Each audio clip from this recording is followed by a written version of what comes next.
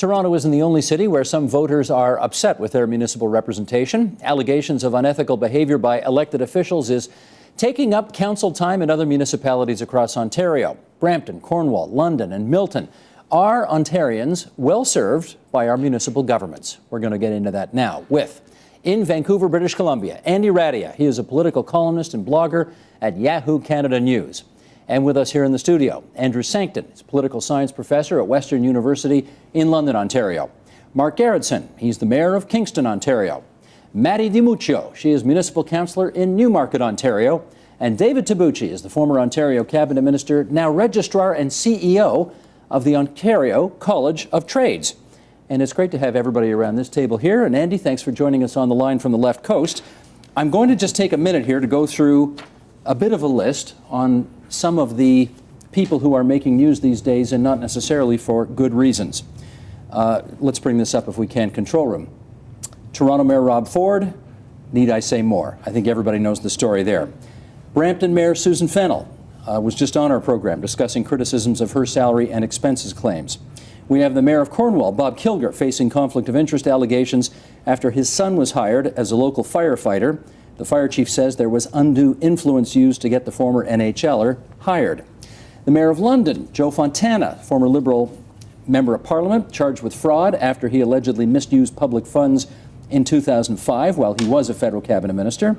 Milton councillor Tony Lambert, arrested inside Town Hall on the 7th of October after police say he violated bail conditions.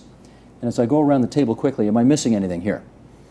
Any others that should be on the list? Well, the dozens of, convictions with DUI, impaired driving. There's all sorts of instances in Toronto, Newmarket as well. That's true. There's a couple of Toronto City councillors who were charged. I'm not sure about one was convicted. One was convicted, and one pleaded out, I think. Right, and in Newmarket we had a councillor who was convicted of impaired driving. Violations of open meetings provisions in London and other places. Okay, almost none of what I've just listed here has been proven in court yet. But all right, Your Worship, start us off here. What do you think people should infer from all of this right now? Well, I mean, I'm glad that you made the comment, Steve, that none of this stuff has been proven in court as of yet. But I mean, I think that there is a concern to be had over the fact that appears to be a lot of this going on in the province. But at the end of the day, I mean, I think that individuals in Ontario and in their respective municipalities, by and large, are still being served extremely well. The thing is that with these different incidences, they tend to be brought to the surface and everybody's paying attention to them, but we neglect to remember all the good stuff that continues to go on because perhaps that doesn't get as much attention. Well, it doesn't sell papers, that's one thing. Yeah, that's fair enough. Okay, you used to be a municipal politician before you were an Ontario cabinet minister. Does it look like there's something in the water these days? Oh boy, and I agree that when you have these instances, they're so extreme, it brings out the public cynicism for all this. And there are a lot of good people who do serve. Like, I was just talking about this before, that most people, when they get into municipal politics, they get there because they're an activist or doing the right thing. And sometimes people do lose their way. And that's the problem. But this day and age, with social media and with the media attention, it becomes underlined several times. And I think that really is part of this whole public disdain and cynicism. Maddie, what do you think is going on? I tend to agree, but I mean, you know me, I'm a little bit more oppositional. I'm a rookie, so this is the first time that I've ever, entered the political sphere. So it was an eye-opener, and it continues to be an eye-opener for me. I have seen a lot of things, and particularly with smaller municipalities, lower tier municipalities, where you have smaller councils, and really a lot of their agenda depends on reaching across the table and having, getting people to agree with that agenda. So it's very different. I mean, Canada is built fundamentally on oppositional parties because, it's to hold the other guy to account, and that is a really good model. We don't see that. I know we're going to talk about that later, I believe, about party politics and municipal councils, but smaller municipalities, there tends to be a lot of indiscretions there. We talked about, you mentioned in the opener about Bob Kilger from Cornwall, and I've seen that in our own council. I mean, there's a lot of favoritism and nepotism. It happens in the smaller municipalities. We've got some numbers here, which either will or will not confirm what all of you have just said. And Andy, I'm going to get you in after that because I think these are your numbers. Leger Marketing, along with Yahoo Canada News, asked people to kind of pick their favorite government.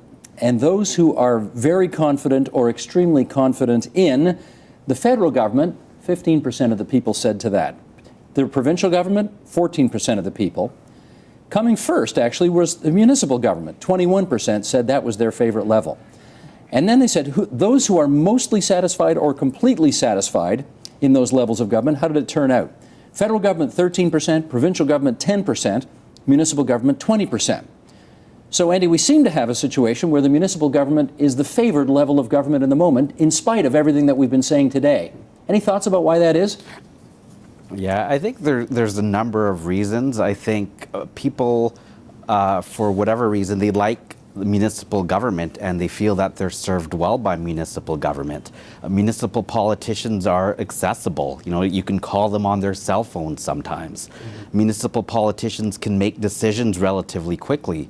And municipal politicians aren't constrained by the party politics that their provincial and federal politician counterparts are. So they have more independence, and I think Canadians like that. So all in all, in the big picture, I think Canadians feel well served by their municipal governments. Now, mind you, those satisfaction levels were not off the charts. Municipal level of governance was higher than the other two, but it was still at 20. I mean, that suggests that there's still there's a heck of a lot of room for improvement here, isn't there? Exactly, and I don't think it's I don't think it's new news. I don't think it's any secret that Canadians don't trust their politicians. I don't think that's a new phenomena, but I think it is a growing trend and something that's trending towards the negative. And I think that's something to be concerned about, because at some point more and more people are going to, they're going to put their arms up in the air and say, I've had enough. I'm not even going to bother to vote. All politicians are the same. So I think that's a concern. Mr. Mayor, what do you take from these numbers? Yeah, I mean, I agree completely, and I think Andy hit the nail on the head, and that's the fact that municipal government is a form of government that is so close to the people. I was having this discussion with somebody a couple days ago, and I said, well, I can give you some examples of districts in the city of Kingston where in the last election, the individual who was elected had very left-wing beliefs or philosophical views on politics.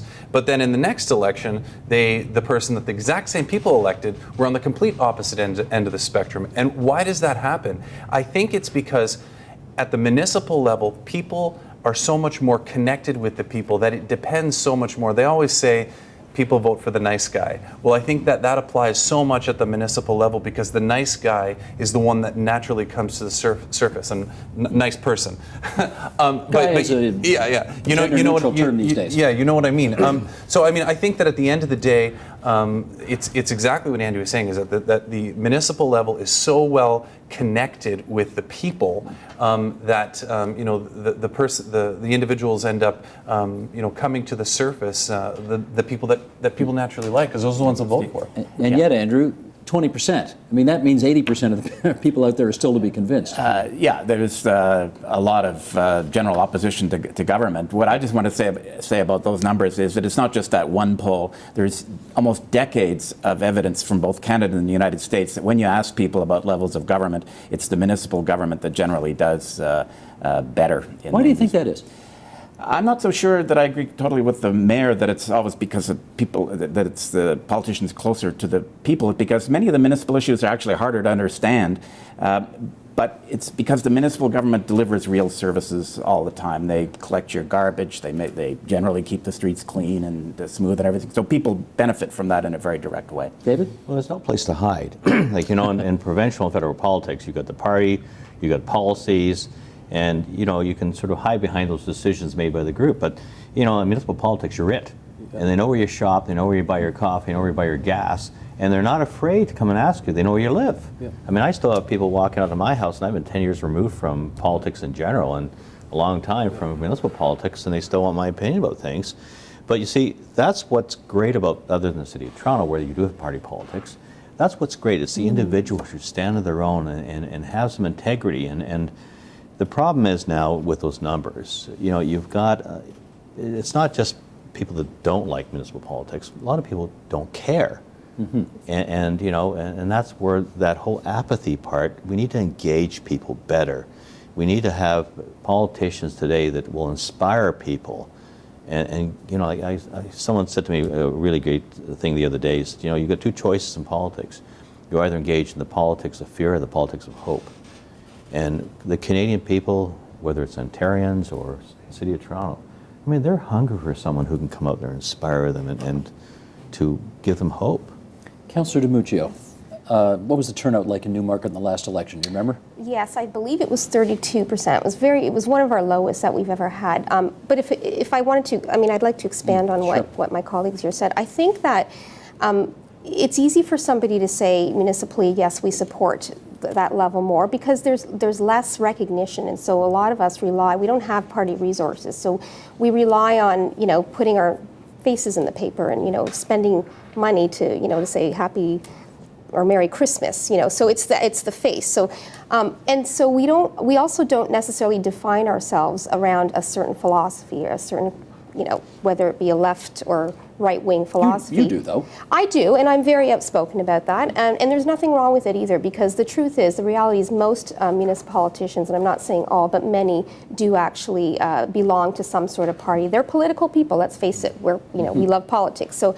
And there is an agenda there. You get on council, and that's who people are voting for. They're very confused about that agenda many times because we don't piggyback off a party, and so it's easy to say the popular thing. We're fiscally conservative, and then you go on council, and nothing in your vote says that even remotely true about you. But and that's where the confusion is. So I think it's easier for people to just say, I prefer municipal politics. But the reality is, it's easier to do that because you're not really defined by a philosophy of government. Sorry, go ahead. That explains also why the voting turnout is low. People have great difficulty figuring out what they're supposed to be voting for. If you The person whose name starts with A.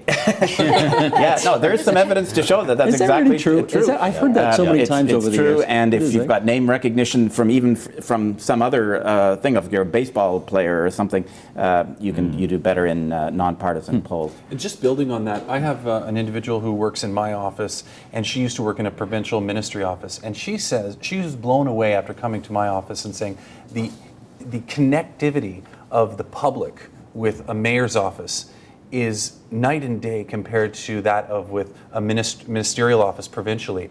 At the end of the day, when you're done with interacting with the people on the provincial level, you go up to your ministry office and you bunker up there with everybody and do your business, and then every once in a while you come back down to listen to what the public has to say. Your father didn't tell you. I was just going to say, honestly, God, your father's the Attorney General of Ontario. Would he agree with that Well, you'd have to ask him that question. Yeah, well. But at the end of the day, That's right. At the end of the day, there's so much more connectivity. People can just walk right into my office. Yes, they have to push a button to be buzzed in, but other than that, the connectivity of it, is Well, you all want to talk party politics, so let's get into this right now. And John Ibbotson from the Globe and Mail was a guest on this program not too long ago, and he had this to say about party politics as it relates to the Rob Ford situation. Roll tape, please. If this were to happen in Ontario or any other province, or if it were to happen at the federal level, and you had a premier or a prime minister who was so bloody-minded that he or she refused to step down even though there was incredible evidence of major wrongdoing, at some point the party itself would step in. At some point the caucus would close the door and say to the leader, you can't be our leader anymore. And we have means, if we absolutely must, to vote against you in the legislature if it comes to that. Part of the problem here is that at Toronto City Council and in most cities around the country, you don't have a party system. So there is no one that can advise Rob Ford or that can warn Rob Ford or that can punish Rob Ford except maybe Doug Ford, his brother. And it's a caucus of two. Andy Reddy, what do you think of the logic behind that? I think John's right in terms of city councils needing more checks and balances. City governments have been growing in recent years because of urbanization. Their budgets are ballooning. Their responsibilities are growing. So I think there's a need for more checks and balances, and a party system would give them more checks and balances. I'm not sure if that's what Canadians want with their municipal governments, but I think we should look at other checks and balances, something like recall legislation, or something like compelling city governments to have auditor generals. John. Yeah, I was just going to say to that, it's Mark. Mark. I called you. I said to myself before this program, don't call him John. Steve, even though I've known your father for so many years. Yeah. You're not the first one, don't worry. I'm sure. I'm sorry about that. Mark Garrettson. That's a good point, but I would argue that the checks and balances are there. And it's because municipalities are a creature of the province. Both other levels of government, provincial and federal, have their own degrees of autonomy. They have their own degrees of control. So they need to be able to control each other when things like this happen. The province is supposed to be able to control the municipalities if something happens. Now, we all saw how Premier Wynne has been handling this, and to her credit, I think she did a pretty good job of nicely stepping around this one by saying all parties would have to agree before she removed Ford from power, or whatever she planned to do. But at the end of the day, I believe those checks and balances are there. The reason why we don't have the ability to remove ourselves is because we're creatures of the province. It's the province that they're the ones who are supposed to step in and say, okay, there's a problem here. We need to restructure this. Except that, go ahead. If the province tried to step in and do something on a council nowadays, that would be pretty outrageous, wouldn't it? It would, but I respectfully very much disagree with you, and here's why. We actually have more scrutiny in larger councils like Toronto or Ottawa because they have sophisticated media there. The smaller councils, there are checks and balances. You're correct. We have the Municipal Act. There's legislation about closed-door meetings. But the problem is, and we've seen this with the Ombudsman of Ontario's report, is that it's always abused. And What's abused? The process. A lot of these processes are abused. So, for example, when we have in-camera meetings, there's a list of criteria, but that is many councils, if they want to keep certain conversations out of the public, will look at that in the most broadest of terms, and then they will abuse that. I believe in transparency, and I think that You got in trouble for this. Many times. But like I always... Stuff that council, in its wisdom, has said ought to be kept in camera, you've written about in the Toronto Sun. But then a closed-door meeting investigator came in subsequently and said that vote should not have been in camera, and council never changed that. So But would party politics make a difference to any of this? The upside to party politics is that as a municipal councillor, I'm very busy. I'm considered a part-time councillor. So many times I do a lot of my own work. I go to constituents' homes. I deal with I research a lot of issues on an agenda. And that's a full-time job. So if you were to have a party, that could be I would have resources to help me with that because it's a lot of work. On the other hand, the advantage of not having a party is that, one of the things that I love about my job is the freedom of independent thought. And I don't have to be told, or I don't need a party whip to tell me how to think or say what to say. So there's advantages and disadvantages. We can't just invent party politics. We can't say, oh, we want party politics, so all of a sudden we're going to have it. If people wanted party politics in municipal government, there's nothing stopping that. People could organize. When people have done that in Ontario, they've usually lost quite dramatically. There is an interesting wrinkle to that, though. If there were party politics, I would think the party people would probably want to have closed meetings to figure out what their policy was going to be, and the Ontario Ombudsman would come along and say, "Oh, you can't meet in private." I think that's outrageous. I agree that if a council goes into a closed meeting, they shouldn't transact other business. But I think it's very necessary for politicians to talk to each other out of the council and try to figure out what's going on. And you might, I believe that's the case in BC, where they do have party politics. And my understanding, I remember I visited with Mayor Robertson shortly after he was elected the first time, and he explained to me how their councils would actually caucus. The members of his party in their council would actually caucus outside of the meeting. I think that... And nothing nefarious about that. I'm not casting judgment one way or the other. I'm quite happy with the system we have in Ontario. I don't believe that party politics is necessary. I think it will bring another level of complexity to municipal government. If you want to stay absolutely connected to the people, and I believe you have to stay away from that whole concept. Yeah, and let me set it up by saying you used to be a municipal politician. You were a provincial partisan, obviously, cabinet minister as well, and the Integrity Commissioner of Richmond Hill once upon a time. That's correct. So you have three potential perspectives on this, so go ahead. Well, I agree with Maddie, and I agree with her because our government, Harris government, did I agree with every decision we made? Maybe 70%.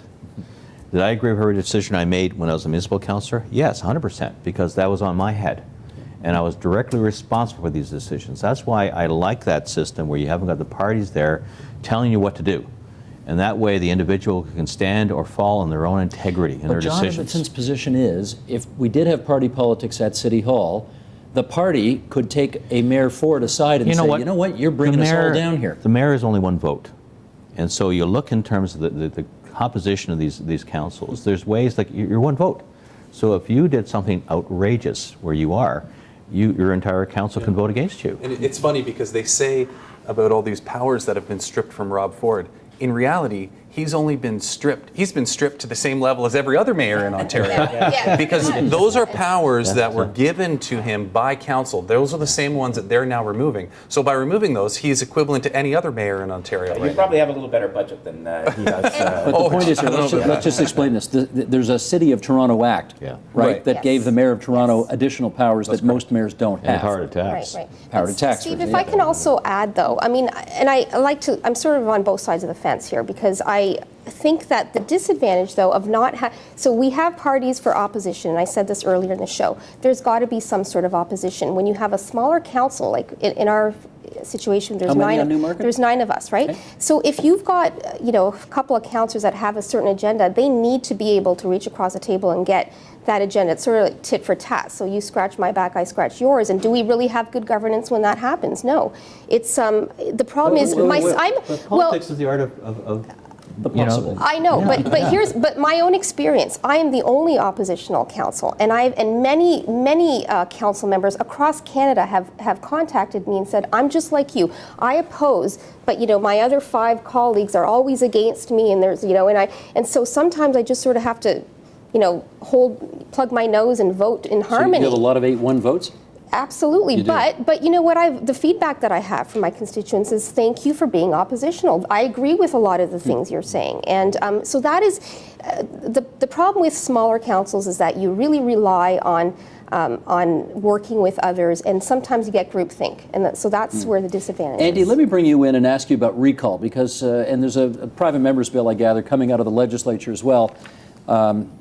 Randy Hillier from Eastern Ontario is proposing some kind of recall private member's bill right now, because I guess there are a lot of people in Ontario who feel that once we've elected you, we can't do anything about you until the next election, no matter how egregiously you behave.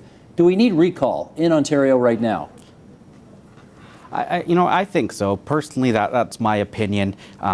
You should be able to fire politicians that you don't want or that have done something wrong. We've got recall legislation in British Columbia. It hasn't been used a lot because the threshold is high. You need 40% of eligible voters to sign a petition to recall somebody. I think they're talking about 25% in Ontario. But I think all levels of government should be able to have recall and to recall municipal, provincial, or federal representatives that aren't doing what they said or have some sort of scandal going on. Mark, in California, arguably the second most important position in the United States, behind the president, they recalled the governor of California because they didn't like the job he was doing. Should they be able to do that for a town councillor or for a mayor? I don't know. I mean, it's a good question, but why don't we go back to the fact of why are mayors there for 4 years, or why are municipal politicians in Ontario voted in for 4 years now? At one time, Because his government gave it. And AMO asked for it. no, it wasn't. It wasn't. It was actually no. It was the Liberal government. Oh, I the thought Liberals did Harris it. did The that. Liberals brought it in. It was around 2004, It's all like 2005. Harris's fault. It's always Mike Harris's fault. And then previous to that, in the 70s or the early 80s, they increased it from 2 years to 3 years. So, and before that, back in the 50s, it was only 1 year. Right. So, I think that as you increase that amount of time, you're leaving the people in there for those positions for so long. Now, the rationale has always been, well, sometimes it takes a lot longer to do things in order to get things accomplished. You need more time. Was 4 years too long? So then by that same logic, you should be able to say, okay, well, if you need more time, then you need time. If people are going to make those mistakes, then you need to let it flesh out and come out in the wash and let them have that. I mean, I'm not a big fan of the idea of recall. I mean, saying 40% of the eligible voters have to sign a petition, in my opinion, is setting a bar so high that, you know, it's almost unattainable. But at the same time, you know, I think it's important that some kind of measure is in place. And maybe 4 years is too long. Maybe you have to go back to 3 years. I don't know. I stand corrected. It was the McGuinty government that gave it 4 years, right? Not the right. Harris That's government. correct. 2005, Yeah, I that's think. correct. So that would have been Dalton McGuinty. Thank you. Is a 4 year term too long? Well, I actually like the 3 year term because That's what you're you back had, to I the guess. people. Yeah, you're back to the people, and you know it gives you more of a chance to be accountable to the people. But on the recall stuff, I mean, I have some difficulties with that legislation because you know, it depends on your threshold. So I think they're proposing what, 40? Well, in BC, I think it's 40, but Yeah. they're proposing 25. And that's a very low. I mean, 25. look, just think about it. Like even provincial or federally. Like when I got elected in '95 provincially, I think I had about 60% of the popular vote. So if you're there and something you do they don't like, and you're right. You're there for a number of issues, not one specific issue. Exactly. And allows people to get activist on a certain issue.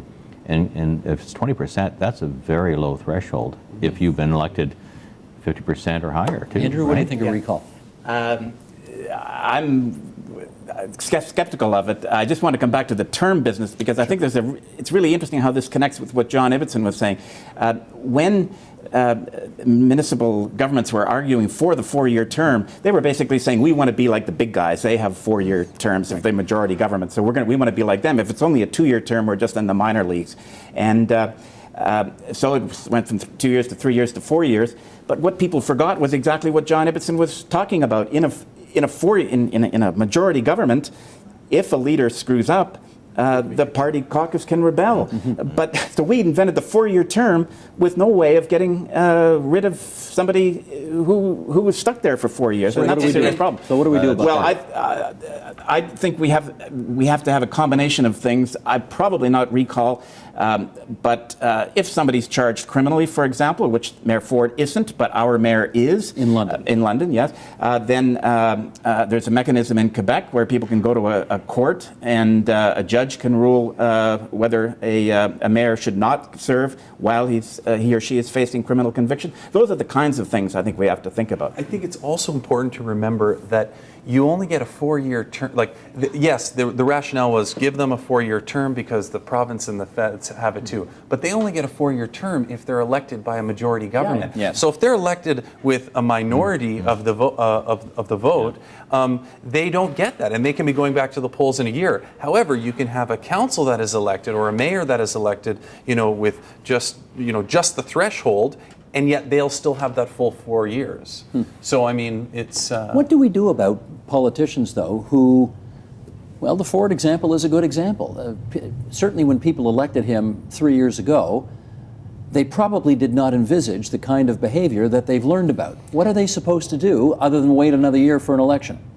Well, I don't know if there's anything else that they should be doing, unless the individual has been properly charged and convicted. I mean, I'm not going to weigh in on the Ford thing so much because I've just been seeing what a lot of people have in the media. But I'll say, generally speaking, if somebody is elected and they're put there, and then you're not happy with what they're doing, well, I'm sorry, but you put them there, and now Live with your decision. Live with your decision. Councillor DiMuccio. Again. I mean, Don't vote for them again. I'm not a big fan of recall either, and I think 3 years strikes a good balance. I'm very weary of it because it can be abused. Now, I understand why BC would have that threshold. It's important to have that very strict criteria, but what can we do is what you asked. Well, we can do lots of things, and this is where you said earlier about the province. The provincial government has done a very poor job, I think, in the account area, like holding us to account. The legislation is ancient. It's got to be changed. They could put a lot more rules there. So, for example, if you're convicted, as long as you don't go to jail, I mean, you brought Rob Ford up, if you don't go to jail, then you can still remain in office. Because you don't miss meetings. That's it. Right. It's actually not about going to jail. Exactly. It's about missing meetings. Which is a great point. Yeah. So, yes, we do have the power at the provincial level, but I have not seen any. I haven't seen any will from the province, and I have to say this. I write for the Toronto Sun, and a couple of weeks ago, I had written to Minister Linda Jeffries, who is the Municipal Affairs Minister, and I asked her staff if I could meet with her. And the reason why is because I had some concerns that were going on, and I had some ideas of how to change these things. Well, her first thing, her staff says, yes, I'll get the meeting, and then a week later, I'm sorry, she's busy, she's too busy.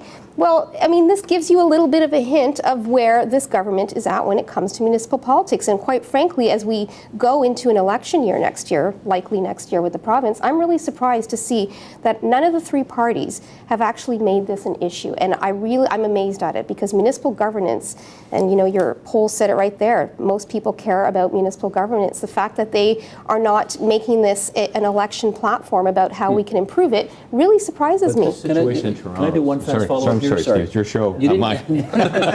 You didn't get a meeting. Did they tell you why you didn't get a meeting? Too busy. It's in my next Toronto Sun column. Well, his dad will tell you, being a cabinet minister is an 80-hour-a-week job. Oh, it's possible she really was too busy I to have meet with met with ministers many times in my job, but was an answer, I'm too busy, is not really an answer. You could, there could have been a little bit more manners there. So, for example, you can meet with my assistant, or you can, there was no interest whatsoever, and she knows who I am. So, Well, this goes back is that to- why? But maybe that's why she didn't want to meet is that with a you. reason not to meet with me? This goes back to the connectivity of individuals with their constituents. I mean, if somebody was to contact you as their city councillor and you said, "I'm sorry, I'm too busy," I mean, how does that go over? Yeah. And it's the same thing. David wanted to say. The Toronto situation is an extraordinary one. It's one that I don't think anyone ever anticipated would come up. You think? Yeah, but not only that, but the powers of the province are really limited in what they can do.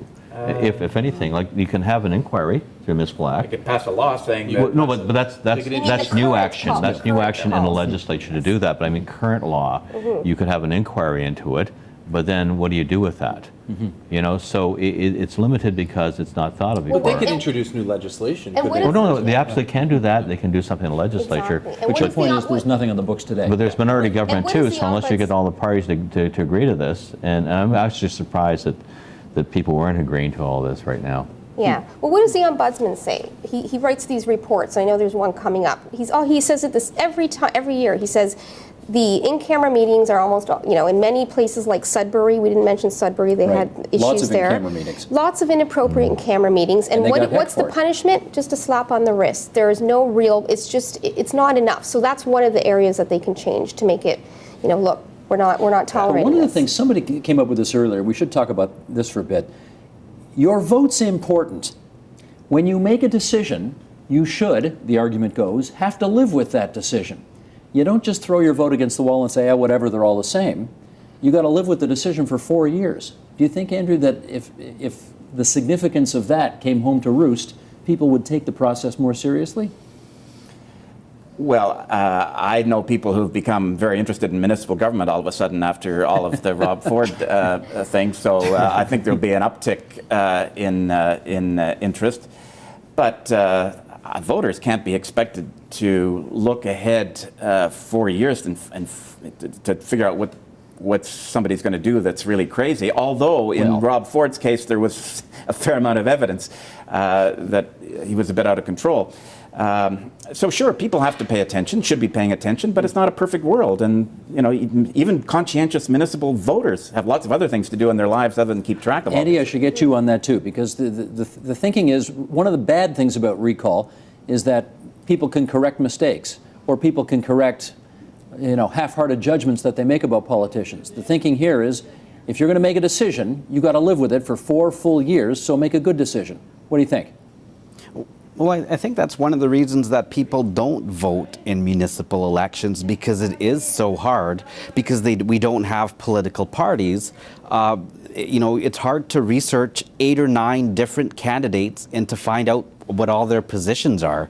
So I think that's part of the reason people aren't voting for municipal elections. Again, I'll defend recall. I think in a situation, if you've got a threshold high enough, in a situation that you don't expect, like the Rob Ford situation or like the Brampton situation, I think the people deserve a voice to fire that politician. Jean Chrétien always used to say, Mark, that we have recall already. They're called elections. That's right. If I can just jump in on something really quickly. You were talking about the situation and people all of a sudden, it almost seems as though people all of a sudden voted for Rob Ford and then he was just there, like he came from out of nowhere. But that's not the case. I mean, Rob Ford had a bit of a reputation as being a little bit wild when he was on council before that. I mean, we're seeing a lot of images in the media now of these outbursts at council and stuff because the media happens to be there and they happen to be interested in it. But, I mean, this stuff was going on before. There just wasn't the same level of interest in it. So, I mean, well, I don't think... Yet. Exactly, it wasn't the mayor yet. So I don't think that it's fair for anybody to say, oh, well, we didn't know what to expect. Maybe some of the revelations that have come out of what actually was going on is a little bit surprising, but by and large, they had an idea of who this individual was and how they interacted. Yeah, sometimes it doesn't matter. I remind people that people thought that George W. Bush was the worst president ever, and they voted him twice. Yeah. Yes, indeed. Do municipal politicians care about the fact that so few people vote? Yes, they do. And in fact, they try to implement some measures to address that. So, for example, some of them, and I know we're doing this, although I'm against it, is online voting. There's no evidence that online voting turns out more people to vote at all. But it's what I think really inspires people to vote are very good candidates, the candidates that stand for something. In municipal politics, you'll get maybe a couple of brochures during the writ, when the writ is dropped. And of course, it'll be a glowing brochure, this sounds like a great guy, and there's just a couple of other people running, so I may as well vote him in. But you don't have, most people have no information really on what the agenda is. So you can say all these wonderful things, and then once you get into once you warm your seat, you can fool the population and say, well, I stood for this, but I'm voting the other way. So there's not enough resources. It's a lonely job, and it's all about door knocking, and it's all about getting your face and recognition going into the stores. I got 20 seconds left here to ask this question. Your father's retiring. That means there's going to be a vacancy in Kingston. You going to run for the provincial seat next time? No way. You're not, eh? No. Listen, being mayor, in my opinion, is better than being an MPP. And you know what? I'm pretty sure if you ask my dad, he'll say the same thing. And it's because of a comment that was made earlier. You are an individual, you get to make your own individual choices, and you are the one that owns it at the end of the day. I don't want to give up that power so that I can be controlled by a party. Gotcha. So I'm very interested and happy with what I'm doing. I'll keep doing it. Good stuff. And we're glad you came in today. Let's thank Andy Radia, who's with Yahoo Canada News out there in Vancouver for us. Andy, thanks for your contribution to the program today. Andrew Sancton from Western University. Mark Gerritsen, the current, and for another year anyway, future Mayor of Kingston.